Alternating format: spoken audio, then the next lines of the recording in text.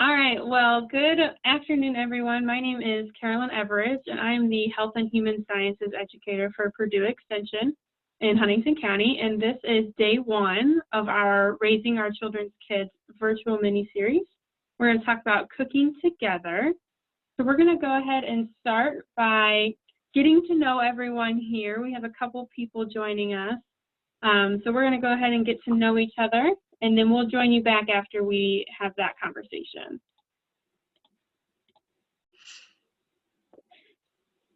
So this is an opportunity just to let us know what you all think your biggest challenges are when making meals for your family. So this is just a couple of us joining right now.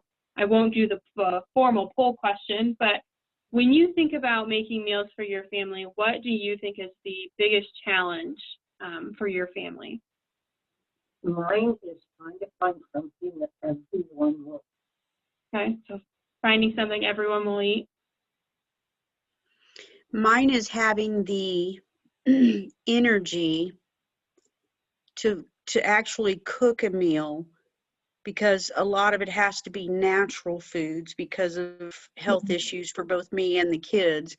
And then it's, how do I get enough vegetables that are palatable into these kids when it's so much easier to make a one-pot meal and get it done and over with than to, cook the meat, make the sides, fix a salad, add some vegetables. It's really hard. Okay. So that kind of brings me to this conversation about some different ways we can address these challenges. So I've got a couple different pretty common challenges for families and meal planning and meal time together. And I'm hoping to address both of your two challenges the best I can. So I want to start with picky eaters. And, this is almost every household with children has at least one kid that's not the easiest to cook for, pretty picky, or, just has some health concerns that limits kind of your different options as well.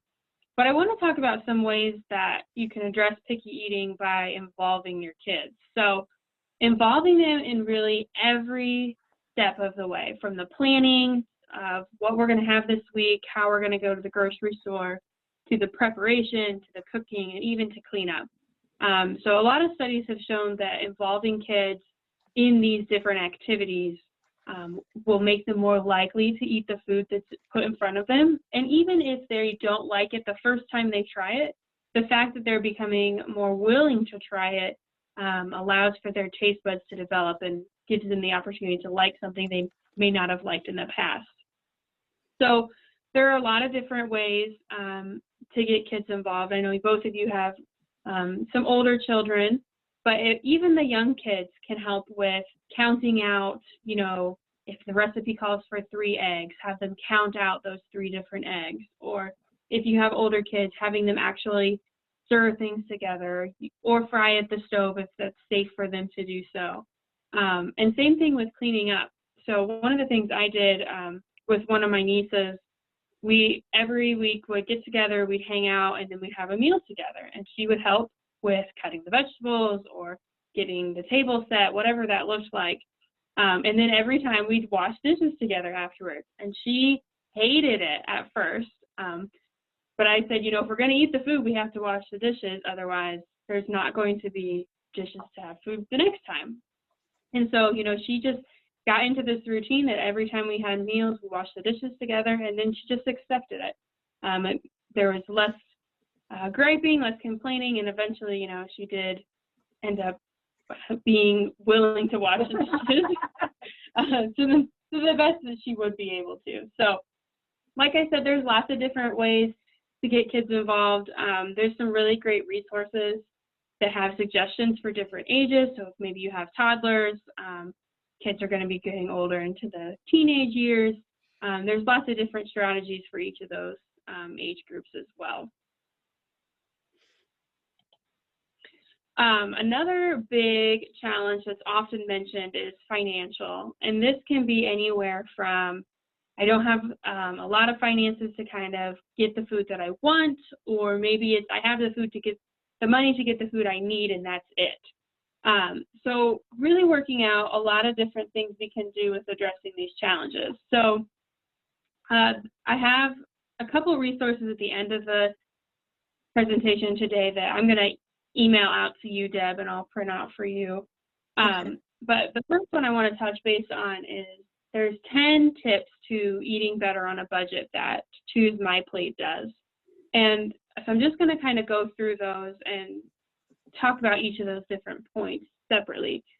So when we're thinking about our financial constraints, it's always best to plan.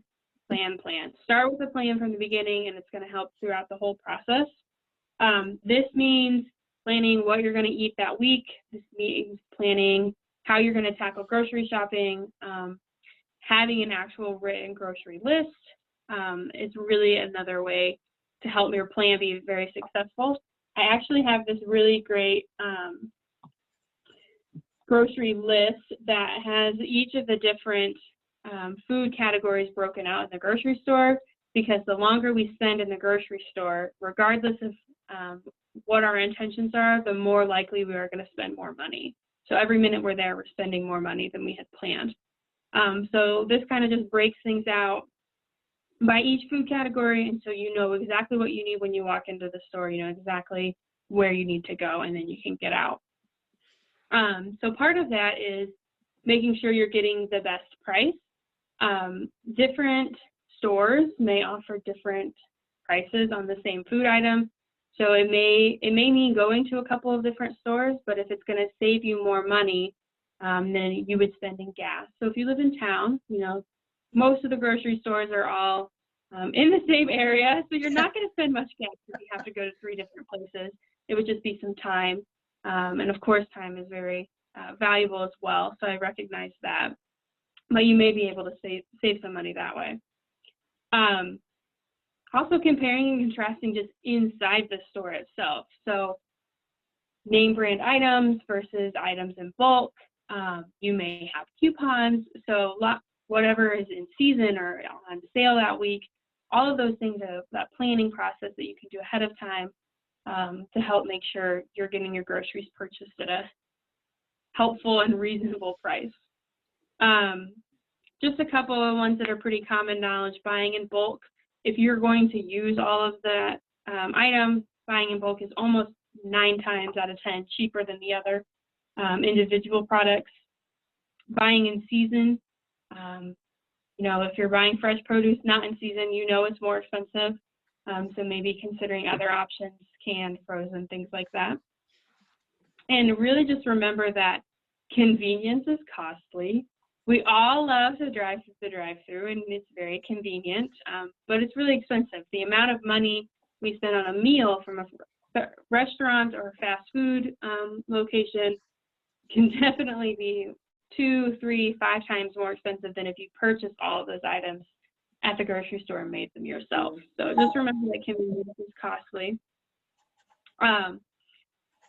And so the last couple I want to mention are just being creative with leftovers and how you're cooking. So if you can make a big pot of soup or make a large turkey or a chicken or something, and it can last you several days, that's going to be less expensive as well.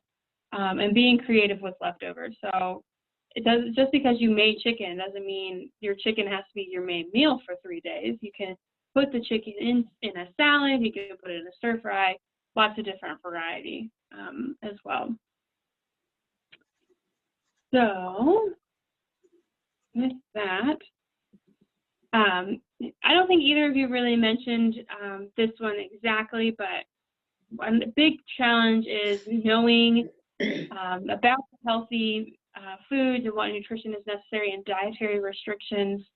So every person, every family is different, but it's really beneficial to make sure we're focusing on the My Plate. So as kids are growing, we want to make sure they're getting all of the nutrients that they need from all of the different food groups. So this is the half of your plate, fruit and vegetables, the rest grains and protein with your dairy on the side.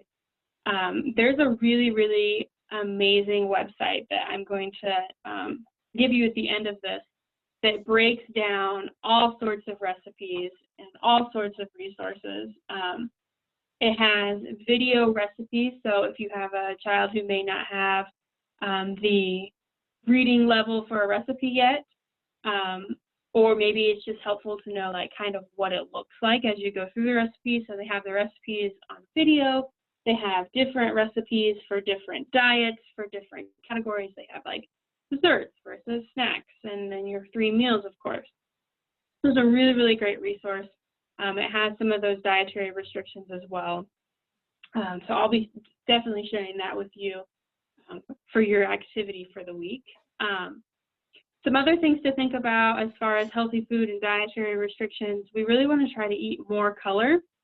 The more different colors we can eat with our fruits and vegetables, the different nutrients and vitamins and minerals we're getting. So we really want to try to do that as well, just for all of us, not necessarily just for our kids. But and you can also refer to the food nutrition labels. So we want to try to be really mindful about what we're putting in our bodies as well as what we're giving to our kids. The nutrition labels spell that all out for us, tell us exactly what's in it as far as nutrients and additives as well. So that said, I want to talk about sodium. Sodium is really a big problem for kids in the United States. So about 90% of kids eat way too much sodium. And this is typically because we feed our kids what we eat, and we as adults in the United States like salt, and so that's what we're feeding our kids. And just like any preference, it's typically developed as a child. So the younger the kid is who is exposed to more salt, the more likely they're going to want more salt throughout their diet, throughout their life. Couldn't think of fast food restaurants after that. Absolutely. There's so much Yeah. salt in our fast food industry as well, definitely. And again, it's convenient. So Yeah. almost every kid in the United States, I would say, has had a chicken nugget meal from a fast food restaurant because it's easy and quick. But there are also so many health things associated with that. So there are a couple things specifically that we can do to help reduce some of the sodium in our kids. So this is specifically for ages 6 to 18, but the foods that have the most sodium contribution to a child's diet include pizza, burritos and tacos, sandwiches, breads and rolls, cold cuts, and soup. So this is a lot of what we think about kids' meals. Like they eat all of those things pretty regularly. So trying to focus on reducing some of the sodium that's in that food. Most of the sodium we get is from sodium already in our food. It's not from pouring the salt shaker over it. It's all of that added sodium that's already part of the food that we're going to be eating. And most of it comes from us, like it comes from the store that we purchase the food. So there are some ways that we can get around this. Looking at low sodium options, soup definitely. Just about every soup that there is has some kind of low sodium version. Looking at the different meats that we're providing. If we're having a pizza, can we maybe not put pepperoni on it and maybe put some different meat, or maybe not even put a cured meat on it at all. So looking at each of those individual things, when we think about breads and rolls, really looking at low sodium, whole grain, grain products is going to be a way to reduce some of that sodium as well.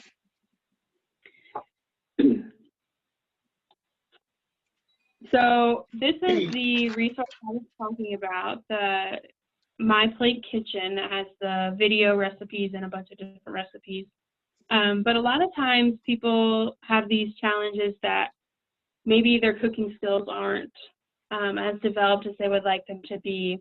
Maybe they're not comfortable using some of the different technology in their kitchen, whether that's an Instapot or a crock pot or a pressure cooker, whatever it may be. Or maybe it's just simply you don't have enough time. So when we look at these recipes that are on this website, there's going to be some suggestions about how to do things that are maybe not having 5 pots and 5 pans to get the meal ready, or maybe you know, how can I make a meal in 30 minutes sort of thing. So that's a really great resource that I encourage you to check out. I know the people joining us today are familiar with the Purdue Extension programs, but we have a lot of different food and nutrition and health and wellness programs. So we can talk to you about using Instapots, pressure cookers, crock pots. We can talk to you about food budgeting, different resources and educational programs about all of these different topics that we've talked about so far today. But this is something that just because you don't know it now doesn't mean we can't help and help you find some resources for the future. So those were kind of the main challenges that were identified in some of the research about meals together as a family. So I wanted to kind of switch gears a little bit and talk about the importance of meals together. So eating together as a family has a lot of different research about why this is so important. Some of the very specific benefits of eating together as family include higher self-esteem for the kids, better academic performance, lower risk of substance abuse, lower risk of teen pregnancy, lower rates of obesity. And these are just a few of the benefits of eating together. I understand that sometimes this is not a feasible task, but hopefully this is something that you can work together to make happen as often as possible. And, you know, sometimes people tell me, well, my kids don't want to eat with me. They think I'm boring, or, you know, we just fight when we get together. We just argue. So I don't want to discredit that at all, but I do want to encourage you to try some different things. So there's included in this PowerPoint presentation, there's a project called the Family Dinner Project, and they have all of these different conversation starters. Like, if you had superpowers, what would they be?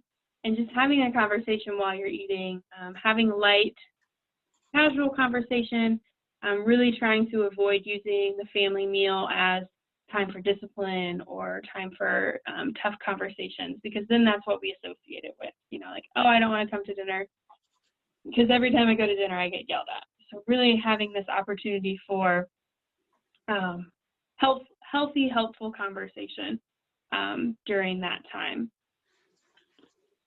So I would like to encourage you, I know you're not all going to be able to attend all of the meetings this week, but I would like to encourage you sometime this week to involve your kids in making a meal with you, whether that is washing the dishes or planning the meal or chopping the vegetables, whatever that looks like. I really want to encourage that to happen this week, and then really try having a conversation starter. Some of the other ones I didn't mention were, if you could create a new tradition for our family, what would it be? And I think that's a really fun one to think about during the holiday season. Depending on what your circumstances, what your life looks like, you know, traditions may have changed. So maybe giving them the opportunity for that conversation as well. Or if you could only eat one food for the rest of your life, what would it be? Bologna sandwiches, maybe. But it allows for some fun and some different conversations. There's so many things you can do with bologna. Yes. You can fry it. Absolutely. So I encourage you to try to do those two things throughout the next week. Let me know how that go. I'm really interested to hear about that. If this is the only session you'll be attending, I will send you a link for an evaluation, if you wouldn't mind doing that. But here are some different resources. So I'm going to email the participants this PowerPoint. But if you're watching this as the recorded version, these are the different names of the resources that I mentioned today. So feel free to check all of those out. Lots of great information on there for sure. And then that is all I have. I want to thank you for participating today, and I hope you can join us for the rest of the series.